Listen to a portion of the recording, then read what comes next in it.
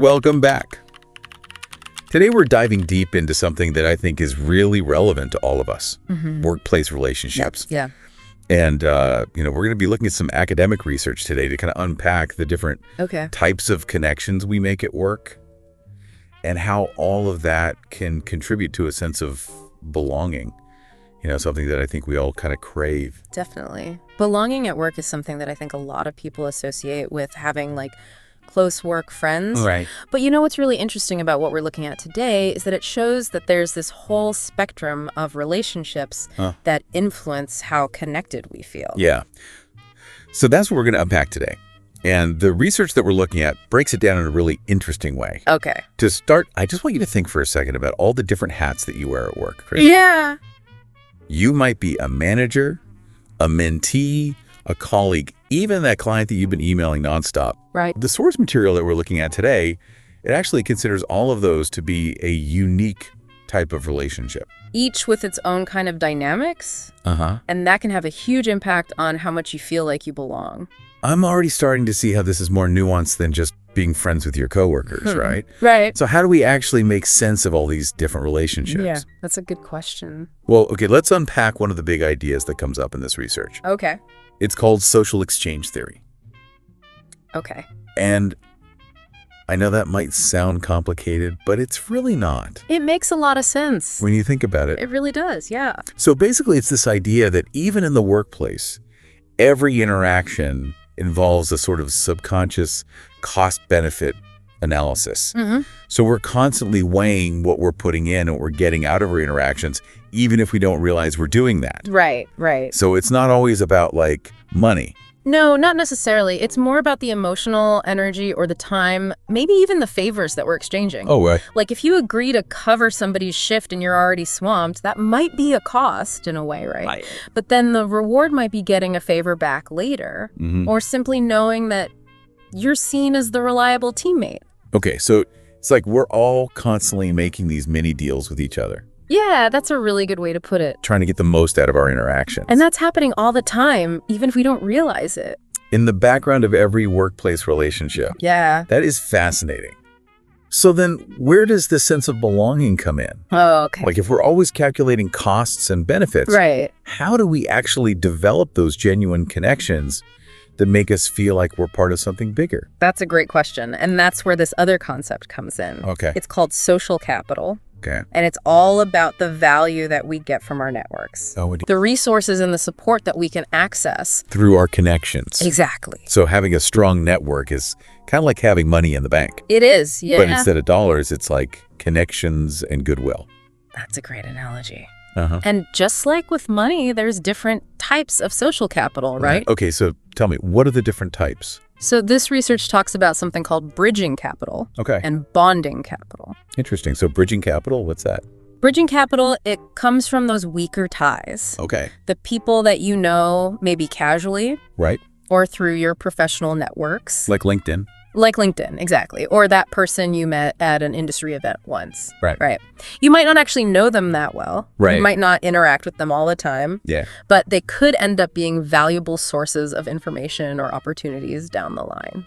Oh, okay. So even those kind of random coffee chats could have a purpose. Exactly. Those connections can be bridges to new ideas or perspectives, or even just job leads. Right. And you can actively build bridging capital by attending events in your industry, reaching out to people in different departments at work, or even joining online communities. Well, that's super actionable advice. That's great. Yeah. What about bonding capital, though? What about those closer connections? Yeah. The people that we really rely on for support and that camaraderie.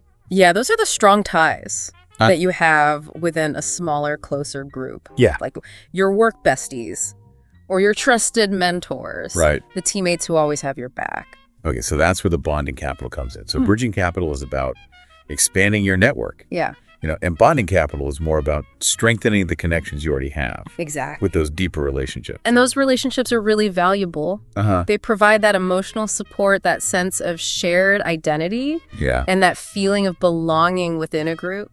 Okay, so we've got social exchange, where we're always kind of weighing costs and benefits in our interactions. Right.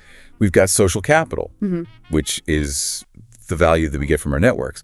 But how do those concepts actually connect to the different types of relationships we have at work? Right.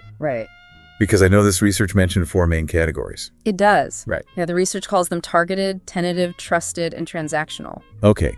I am ready to dive into those 4. Let's do it. Let's start with the first one. Targeted relationships. What are those all about? All right. So targeted relationships, these are those initial connections you make. Okay. They're often pretty superficial at first. And you're mainly focused on the potential benefits that those relationships could bring in the future. So you're not really investing a ton of energy yet. Right. But you're open to seeing where things could go. Exactly, yeah. Like, think about those LinkedIn connections we were just talking about, right? You don't actually know most of those people. Right. But you keep them in your network because they represent possibilities. Okay, so does that even really count as a relationship? It's like the very beginning of one. Oh, okay. Think of it as planting seeds. You might not see results right away. Right. But you're putting yourself out there. Okay. And some of those connections, they could blossom into something more valuable down the road. All right, so low cost, potential for future rewards. Yeah. I can kind of see the social exchange thing happening there. Definitely. But what about belonging? Do you get that feeling from targeted relationships? I mean, you might get like a sense of validation from expanding your network, right? Okay. But it's not really that deep sense of connection you get from those close, trusted relationships.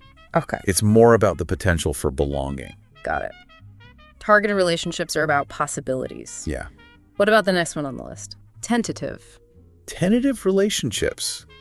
This is where those initial connections start to, like, evolve a little bit. Yeah. You begin to interact a bit more. Okay. And you're kind of testing the waters to see if there's mutual benefit. So you're starting to see if that relationship is actually worth investing more in. Exactly. Yeah. Like, imagine you reach out to one of your LinkedIn connections for advice, right?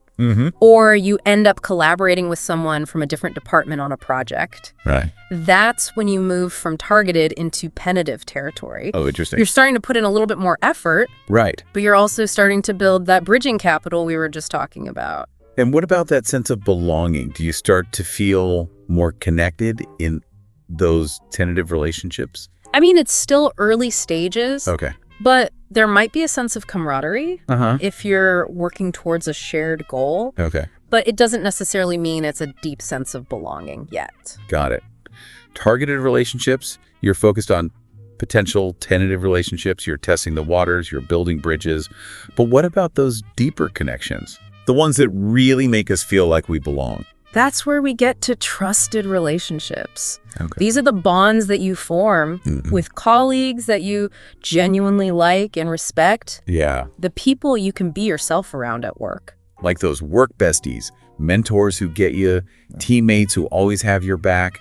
That's where that sense of belonging kicks in, right? Absolutely. And that's where the bonding capital really comes in. You've put in the time and the energy to build that foundation of trust and that shared experience. Yeah. And the rewards are huge. You get loyalty, mutual support, and of course, that all-important feeling of belonging. Right. And because there's so much trust in those relationships, you're more willing to go the extra mile. Definitely. Even if it means going out of your way. Right. Like, you wouldn't mind pulling an all-nighter Right. to help a trusted colleague meet a deadline. Yeah. Because you know they do the same for you. Exactly.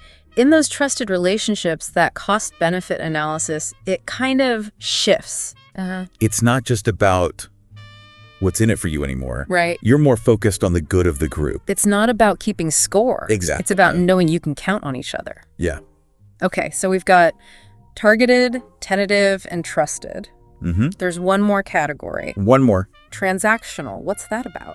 Transactional relationships, they're those more functional interactions that we have at work. They're based on clear roles and responsibilities. Okay. And the focus is really on getting things done. Like you do this, I do that, deal. Exactly. Think about your interactions with your boss. Okay. Or your clients, right? There's that clear power dynamic. Yeah. And the social exchange is very straightforward. Okay. You fulfill your responsibilities, you get paid, and that's that. So not a lot of warm and fuzzy feelings there. Not necessarily. Okay. But, you know, that doesn't mean those transactional relationships can't contribute to belonging in their own way. Oh, interesting. Yeah. In fact, this research actually poses a question. Okay. Can these command and complete interactions actually foster a sense of belonging, or do they work against it? That is an interesting question. It is. Because I can see how those clear expectations could make people feel more secure in a way. But if it's purely transactional, I don't know how connected you'd really feel. Right. It depends on the individual and the workplace culture. Okay. Some organizations, they manage to foster a sense of community even within those hierarchical structures. So maybe it's not just about the type of relationship.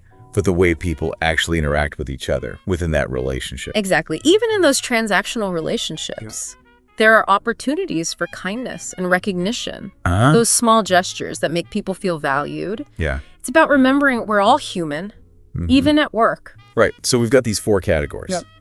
Targeted, tentative, trusted, and transactional. I'm curious to connect this back to those different roles that we talked about in the beginning. Like manager, mentee. Where do those actually fit into all of this? That's where things get even more interesting. Because the research actually challenges us to categorize those roles based on what we've just learned about social exchange, social capital, and those different types of relationships. So is a manager always transactional? Or can that relationship become something more? I feel like our listeners are already starting to think about where their own relationships at work fall on that spectrum. I bet they are. And I think that's what makes this framework so valuable, right? It is, It helps us make sense of all these complex dynamics. And it encourages us to be more intentional about the relationships that we build. Exactly. Okay, so let's actually try and tackle that challenge of categorizing these roles. Remember those 9 rules from the beginning. Manager, mentee, friend, line manager, colleague, client, boss, mentor, team member. 9 roles, 4 categories. Where do we even begin? Let's start with some of the more straightforward ones and see if we can spot some patterns. Okay. How about clients? Clients. I feel like that's a pretty clear-cut example of a transactional relationship. Right? I agree. Like you're providing a service, they're paying for it. End of story. Client relationships are often bound by those contracts and deliverables. So the focus is really just on meeting those obligations. And there's a very clear cost-benefit analysis on both sides. And even if you have like a friendly rapport with some clients, it's not like you're going to go to them for emotional support, right? Or a deep sense of belonging. It's a professional connection. Okay, so clients transactional. How about boss employee? That seems like another one that's pretty classic, hierarchical, transactional. I mean, there's definitely that power dynamic in those relationships, and there's definitely a focus on performance and accountability. You put in the work, you get paid, and hopefully some recognition for doing a good job. So that exchange is pretty explicit. It is. So does that mean there's no room for belonging in a boss-employee relationship? I mean, not necessarily. Okay. You know, a good boss can create an environment where people feel valued and respected. But even then, that primary function is transactional. Okay. Clients and bosses, pretty straightforward. Yeah. What about colleagues? I feel like colleagues is more complex. Yeah, you're right. How do we categorize those? Colleagues can definitely span multiple categories. It just depends on how close you are to them and how much you interact with them. So some colleagues might stay at that targeted or tentative level, while others might become trusted relationships. Like, there are colleagues I only see at meetings or when we're working on a specific project together. So those interactions feel pretty targeted or tentative, just like exchanging information or collaborating on a limited task. You might not know those colleagues very well, but they're still part of your network. Exactly. And then there are those colleagues you work with more closely. You know. Yeah, like on a regular team. Usually like on a team. You start to build trust, you share ideas, maybe you even grab lunch together. So those feel more like the tentative relationships with the potential to become something more. Definitely. Like, you know, if you keep investing in those relationships, they can definitely move into that trusted category. You get to know each other's strengths and weaknesses. You build that shared history. And that's where that camaraderie really comes in. It's like you go from acquaintances to teammates to actual friends. Exactly. And that's what makes the colleague category so interesting, right? There's so much potential there. For growth and connection. This is making me realize that these categories aren't fixed.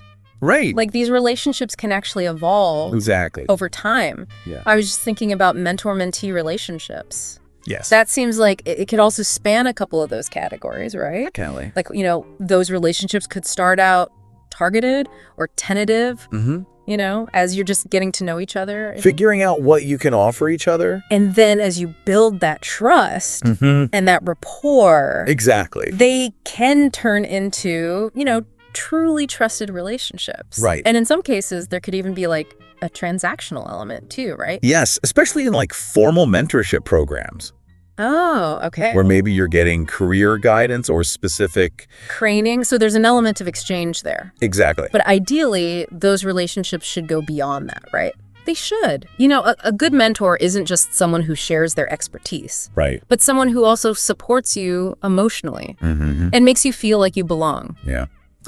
Okay, we've covered clients, bosses, colleagues, mentors.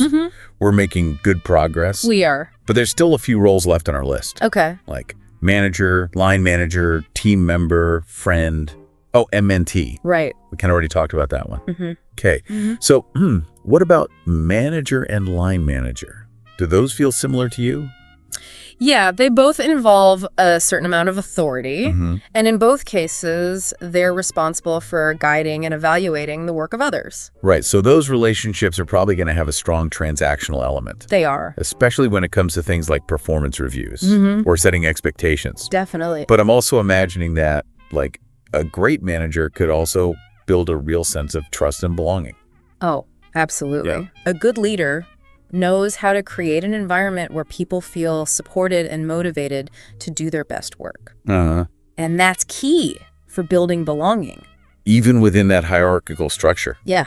Okay, so those roles could span the categories. They could. It all depends on the individual and the culture of the organization, right? Exactly. It could start out transactional, but evolve into something more trusted and connected. Yeah. I think that's a really good point. And I think the same could be said for team member too, right? I think so, yeah. Like some team members might stay at that targeted or tentative level, especially if you don't work with them that closely. Right. But others, could become those close collaborators, confidants, even friends. Right. That's the interesting thing about colleagues, team members, and friends at work. Yeah, it's where those lines get blurry. It is. It's that whole like professional versus personal. Yeah. We can do a whole deep dive on that. Oh, for sure. Yeah. But I think for now, we can just acknowledge that friendships at work, they do add another layer of complexity to those calculations we were talking about. They do, yeah. The stakes are higher when feelings are involved. Yeah. Okay. So we've categorized most of those roles, keeping in mind that some relationships could be fluid and evolve over time. But there's one role we haven't talked about yet. Which one? Mentee. Oh, good catch. But, I think we implicitly covered that. Oh, you're right. When we were talking about the mentor-mentee relationship. It's two sides of the same coin. Exactly. So the mentee experiences those same elements, targeted, tentative, trusted, even transactional, depending on how that relationship plays out. And just like the mentor, the mentee is participating in that social exchange, hoping to gain knowledge, support, and that sense of belonging. Yeah. I'm starting to see how this all fits together. Me too. It's like this puzzle where all the pieces are finally starting to make sense. Yeah, and the more we understand those dynamics, the better we can build those strong connections. Right. And have more fulfilling experiences at work. So it's not just about showing up and doing your job. Right. It's about being more intentional about the relationships that we're building. Exactly. And recognizing that human element in every interaction. I couldn't have said it better myself. This has been such an insightful discussion. It has. I feel like I have a whole new understanding of what's going on in my own workplace. Yeah. But we're not quite done yet. Oh, that's right. Remember that question that we posed earlier? Yeah, we left our listeners hanging. We did leave them hanging. Okay, deep divers, get ready to ponder this. Can those purely transactional relationships, the ones that are all about command and complete, actually contribute to a sense of belonging? Or are they inherently at odds with that deeper connection that I think we're all craving? That's a good question. Yeah, what do you think? I mean, it's easy to assume that those relationships can't possibly foster belonging. But I actually think there's more to it than that. Even in those seemingly impersonal interactions, there's still that human element there. I see what you mean. It's about those small moments of connection, like when a boss acknowledges your hard work or a client expresses gratitude. Those little things, they can go a long way. In making you feel valued. Exactly. Even within that transactional context. It's all about remembering we're all human, even at work. I'm starting to see those transactional relationships in a whole new light. Me too. But how do we actually cultivate those connections? What are some practical things that our listeners can do to build stronger relationships, even within those seemingly impersonal interactions? That's a great question. And that's a perfect segue into the next part of our deep dive. Oh, good. So stay tuned, deep divers, because we're going to unpack some actionable tips. I love it. For fostering connection and creating more fulfilling work experiences, even in the most transactional of workplaces. Amazing. Can't wait. All right, so those targeted relationships, they're all about potential, right? Right. You're just kind of putting yourself out there and seeing what might happen. But tentative relationships, those are where things start to get a little bit more interesting. Okay, so what happens in a tentative relationship? Well, you've made those initial connections, maybe through networking or whatever, and now you're actually starting to interact a bit more. Okay. You're kind of testing the waters. So you're seeing if there's actually some common ground there. Exactly. Okay. Like, is this relationship actually worth investing in? And, you know, this is where you really start to build that bridging capital. Right. Because you're reaching out to people, you're exchanging information. You're getting to know them a little bit better. Exactly. So what does that feel like? Like, what's the vibe of a tentative relationship? Well, it can feel a little bit like, you know, you're both kind of feeling each other out. There's not necessarily a ton of trust there yet, but there's definitely a sense of possibility. Okay. Like, maybe this could turn into something more. And are you starting to feel any sense of belonging in those relationships yet? It's possible, yeah. Okay. Like, if you're working on a project together, you might start to feel a little bit of camaraderie. Right, like you're on the same team. Exactly. Working towards a common goal. But it's still pretty early, you know? Right. You're not going to be sharing your deepest secrets with these people just yet. Right, it's not that level of connection. Exactly. So where do we go from there? How do we move from those tentative relationships to the kind that really give us that sense of belonging? Well, that's where we get to those trusted relationships. Okay, tell me about those. Trusted relationships are the gold standard, right? This is where you really feel that sense of connection. Okay. These are the people you can be yourself around. The people you trust. Exactly. You could be vulnerable with. And you know they have your back. That sounds amazing, actually. It is. Like, how do we get there? It takes time and effort. Okay. You have to be willing to invest in those relationships. And what does that look like? Like, what kind of effort are we talking about? It's about being present, listening. Showing up for people? Exactly. It's about being there for them when they need you. Right. And trusting that they'll be there for you too. And that's where that bonding capital really comes in. Absolutely. So you're making deposits into that emotional bank account. It is. Building up that reserve of trust and goodwill. And those deposits, they pay off in a big way. So those trusted relationships, that's where we really find that sense of belonging. That's where you really feel like you're part of something. Like you're not just going to work. Right. You're going to a place where people care about you. Exactly. And you care about them. And that makes all the difference. Yeah, it really does. Okay, so we've talked about targeted, tentative, and trusted. There's one more category left. That's right. Transactional relationships.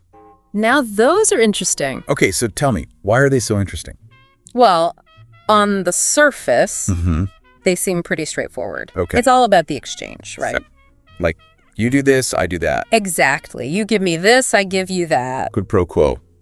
Exactly. But there's actually a lot more going on beneath the surface. Oh, okay. So unpack that for me. Well, even in those seemingly impersonal interactions, there's still an opportunity for connection. Really? Yeah. I mean, I guess I can see how that's possible. Like, imagine you're working with a client. Okay. And they're being really demanding, maybe even a little bit difficult. Happens all the time? Right. But then, at the end of the project, they take a moment to thank you. Okay. And they tell you how much they appreciate your hard work. That small gesture, it can actually make a big difference. I guess it can. It can make you feel seen and valued. Even though that relationship is primarily transactional. Exactly. So it's about those little moments of humanity. It is. That can sneak in. Even in the most unexpected places. Okay, so even transactional relationships can contribute to a sense of belonging. They can. It all depends on how we approach them. Exactly. It's about being mindful and intentional. Okay, I like that. And remembering that even in those more formal interactions, we're still dealing with people. People with feelings. Exactly. Okay, this is making me rethink how I interact with everyone at work. I think that's a good thing. Yeah, it is. Because when we start to see those opportunities for connection, it changes everything. Okay, so we've spent the last 2 parts of this deep dive really unpacking all these different types of workplace relationships. Targeted, tentative, trusted, even those transactional ones. Yeah, it's a whole spectrum. It is, and I feel like we've learned a lot. Definitely. But now I'm wondering, where do we go from here? Yeah, that's the big question, right? It is. We've talked about all this theory, but how do we actually put it into practice? Yeah, how do we actually make those connections stronger? Well, I think the first step is awareness. Okay, so we got to pay attention to what's going on in our relationships. To the dynamics. And then once we're more aware of those dynamics, what we actually do. How do we actually make those connections stronger? Well, it's about being intentional. Okay. About how we interact with people. Give me an example. Let's say you're working with a client. Okay. And they're being, a little bit difficult. It happens. It does, right? But instead of getting frustrated, try to step back for a second. Okay. And see things from their perspective. That's tough sometimes. It can be, yeah. But I guess it's important. It is. Because everybody's dealing with something. Right. Exactly. We don't always know what's going on in other people's lives. And a little bit of empathy can go a long way. So even if that client is being a jerk, we can still try to be understanding. Okay, so that's one way to strengthen those connections. Yeah. What else? Another thing you can do is look for opportunities to connect on a personal level. Even with clients? Even with clients. Oh, okay. Maybe you notice they have a picture of their dog on their desk. You could ask them about it. Right, what kind of dog is that? Exactly. And then boom, you've got a conversation starter. And you've created a little bit of a bond. Even though it's just a small thing. Even though it's small. It can make a difference. It can. Okay, so empathy, personal connections, anything else? Well, this one might sound a little bit counterintuitive. Okay, I'm intrigued.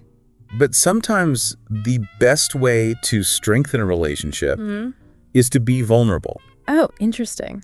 Let's say you're struggling with a project. And you're feeling really overwhelmed. Yeah. It can be tempting to try to hide that from your boss. You want to appear like you have it all together. Exactly. But what you're saying is, maybe that's not the best approach. Right. Maybe it's actually better to just be honest about what you're going through.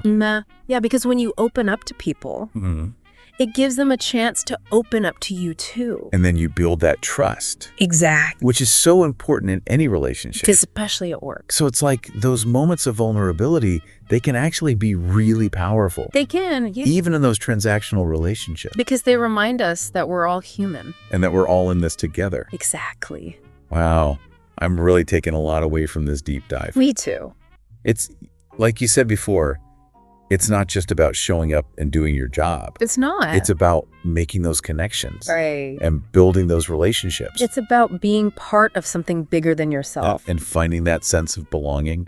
Well, I think that's a great place to wrap things up. I agree. This has been such an insightful conversation. It has. I feel like I have a whole new perspective on workplace relationships. Me too. And I hope our listeners do too. I hope so. So, deep divers, if you're out there listening, I encourage you to take what you've learned today and apply it to your own work life. It can make a world of difference. Start paying attention to those dynamics.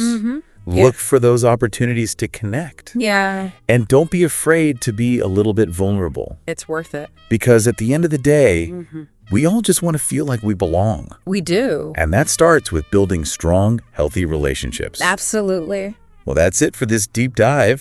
Thanks for joining us. It was a pleasure. And we'll see you next time. See you then.